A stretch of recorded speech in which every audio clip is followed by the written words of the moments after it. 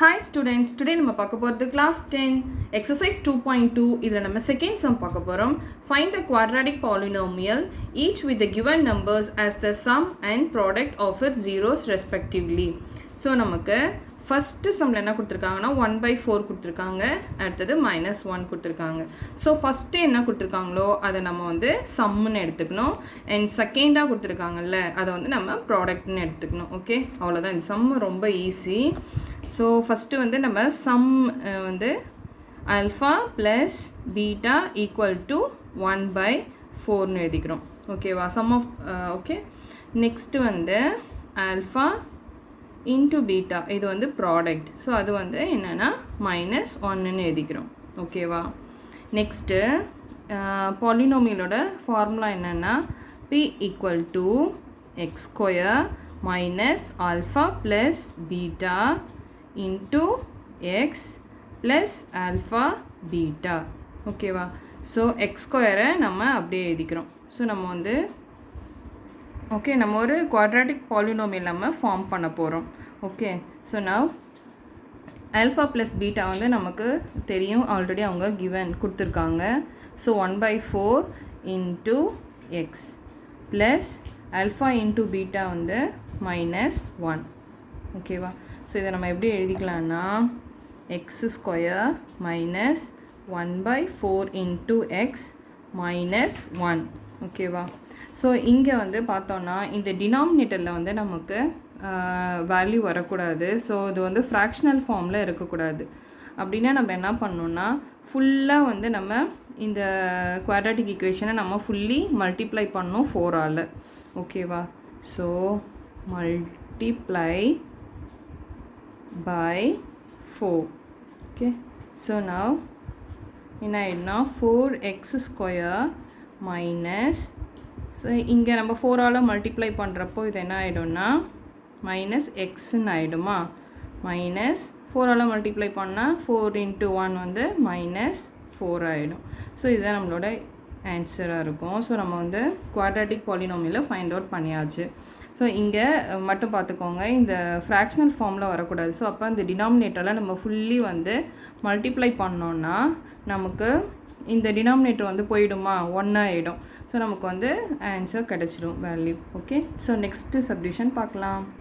Okay, நமக்கு second subdivision என்ன கொடுத்துருக்காங்கன்னா √2, 1/3 கொடுத்துருக்காங்க. Okay, so let the zeros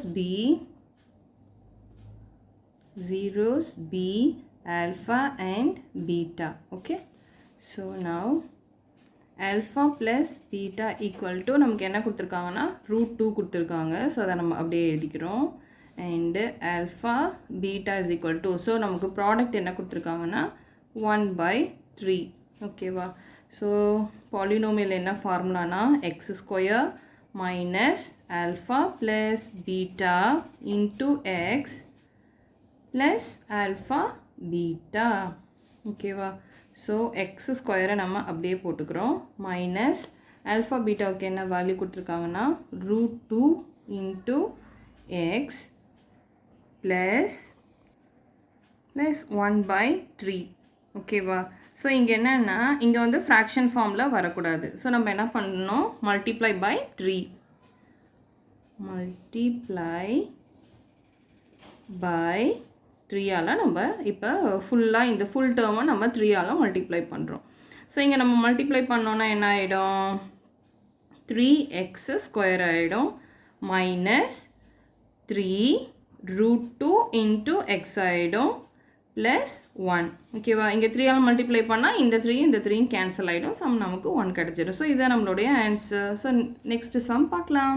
okay, நமக்கு தேர்ட் சப்டிவிஷனில் கொடுத்துருக்காங்கன்னா 0, √5 கொடுத்துருக்காங்க. ஸோ சொல்யூஷனில் லெட் த ஜீரோஸ் என்னன்னா 0வும் நமக்கு √5யும் கொடுத்துருக்காங்க. zeros be alpha, beta. So alpha plus பீட்டாவுக்கு நமக்கு என்ன வேல்யூ கொடுத்துருக்காங்கன்னா 0. ஆல்ஃபா பீட்டா ஈக்குவல் டு நமக்கு √5 கொடுத்துருக்காங்க. ஸோ பாலினோமியலோட ஃபார்முலா என்னென்னா X square minus alpha plus beta into x plus alpha beta.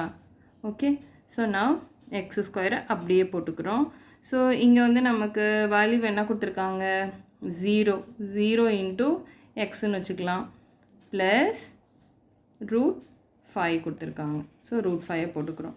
So இந்த டேர்முக்கு வந்து வேல்யூ இல்லையா, 0 into x, இதை நம்ம ஒமிட் பண்ணிடலாம். ஓகேவா, so x square plus √5. So இதுதான் நம்மளுடைய குவாட்ராட்டிக் பாலினாமியல் ஈக்குவேஷன்.